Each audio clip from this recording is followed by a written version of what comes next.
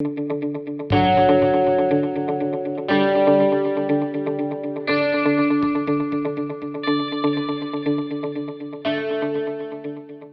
Mexico Day. We are here Friday, May 22nd, the last day of the virtual La Jolla conference. It has been an amazing week. I'm a bit biased, admittedly, but it has been an amazing week. I have had an amazing time with my usual banter and talking to people across the hemisphere. Unfortunately, I just didn't get to do it in person. And of course, one of those great people that we're always happy to have here with us and raise a glass and share ideas is Duncan Wood, director of the Mexico Institute at the Woodrow Wilson Center in Washington, D.C. And we are so pleased to co-host Mexico Day. I mean, we are going out with a bang here at the La Jolla Conference. We're so pleased to co-host Mexico Day with Duncan and his team and the Mexico Institute. Let me just make one or two final comments. We'll continue I think everyone's probably used to the format so far. We'll do this welcoming, then we'll jump over to a panel. We'll do some polling. We'll have some fun with that. I want to, again, commend people to a couple of papers that we have in the report section here on the site, very pertinent and relevant to today. There's a great paper that we co-published, as a matter of fact, just in time for this event, on the economic upsides and the reasons why renewable energy makes sense in Mexico by our friend and colleague, John McNeese. That's a paper you can download there. Very relevant, as you can imagine. And also, I think another paper, an essay that is quite relevant for today's discussion is one that Leonardo Beltran, who is a non-resident fellow at the Institute of the Americas, wrote with some insights on the role of SOEs, state-owned enterprises, and climate change on the other side and going through this pandemic and recovery. So that's where we're at. I'm going to turn it over to Duncan to give us some insights and thoughts and set the stage for what's going to be, I'm sure, an amazing discussion today. Duncan, thank you again. I'm sorry we can't be here and raise a glass together, but there will be time for that. So look forward to your participation. Thanks so much for bringing us home today. Thanks, Jeremy. Good morning, everybody. It's so nice to see so many familiar names on the right-hand side of the screen on the chat there. Evelyn, Milton up there. It's just great that you're all able to be with us. And, I'll say this a number of times today, but congratulations, Jeremy, on putting together, an incredible program this week, but also in overcoming the very real challenge of working virtually. And so congratulations to you. Congratulations to the website designers. Haven't been able to be here for all of the sessions, but the sessions that I have been able to watch have been fantastic. And I particularly welcome the fact that there has been interaction and it's been dynamic interaction with the audience. So it's great that we've got the discussion going on the right, that'll become particularly important when we move to the Q&A sessions with our panelists.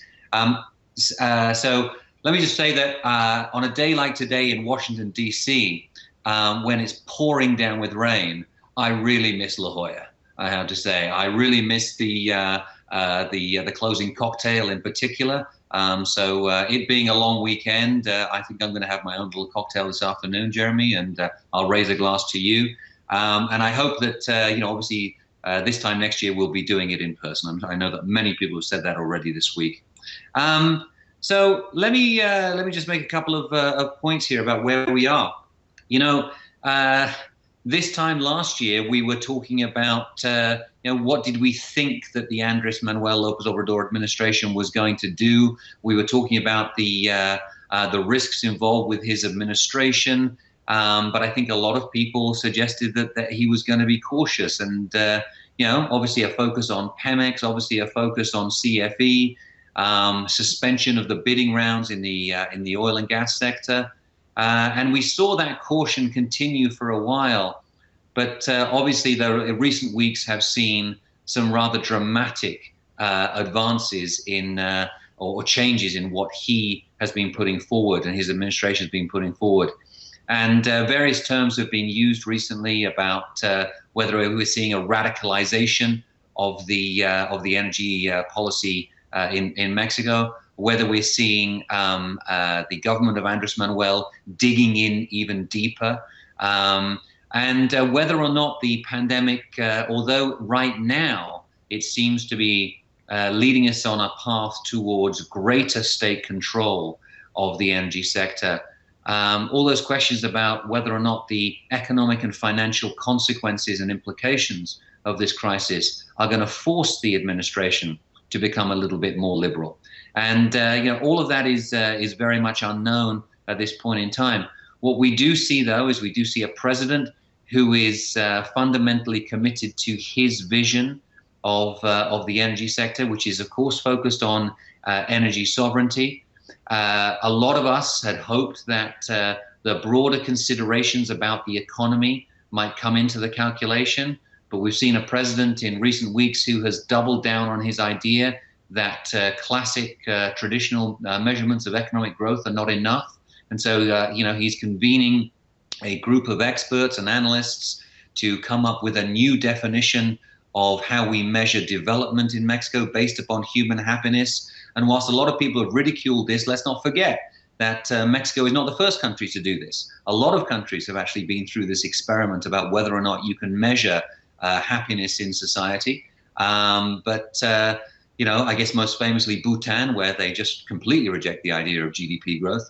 But the French have been through this conversation as well. So I don't think we should dismiss it out of hand. I think it's something that we need to take seriously. And certainly we need to take seriously the implications of that for the energy sector. Whether it is questions about reliability of supply, whether it is the question of pricing, or I think that we're going to see that this playing out in very interesting and potentially damaging ways for private investment in Mexico. And we're going to have with us later on, we're going to have Pablo Zarate.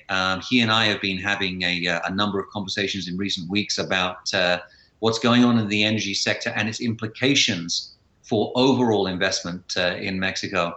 And I think that's obviously something that's going to come into our discussions today.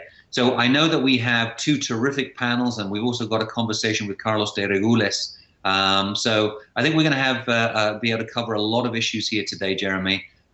Sadly, we won't be able to cover everything. But just if I can make a quick reference to the John McNeice document. John's paper really does bring into focus the potential economic and otherwise for renewable energy development in Mexico.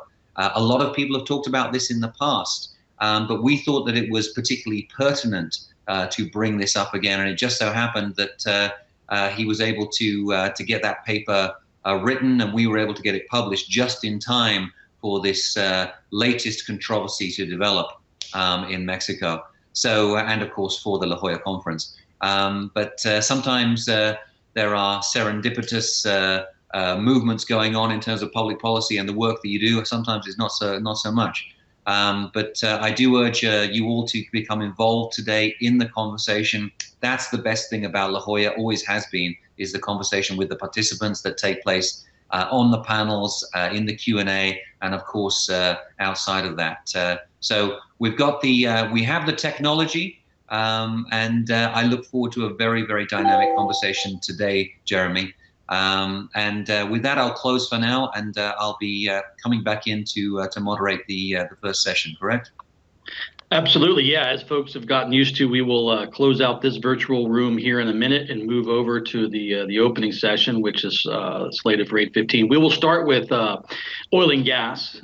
Duncan mentioned a little bit about that. We'll start with oil and gas, and we'll cover, as the title of the panel suggests, the entire value chain. So no problem. We'll do that in an hour, right, Duncan? Easy peasy.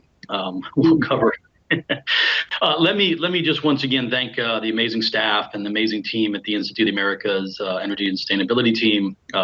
You all have heard it before. You get emails from them. You all know them probably very well personally.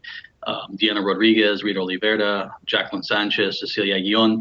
And I also want to give a big shout out to our colleagues Christian and Carlos Fernandez, who are working like 24/7 to make sure that all of our web and downloads of the videos and everything's going to come together. So stay tuned for that. That'll be a wonderful post-event download next week, and we'll share all of that. So for now, we'll close out the welcoming. You are officially welcomed. Mexico Day, Mexico Energy Outlook, co-hosted with the Mexico Institute at the Wilson Center. Thank you all so much.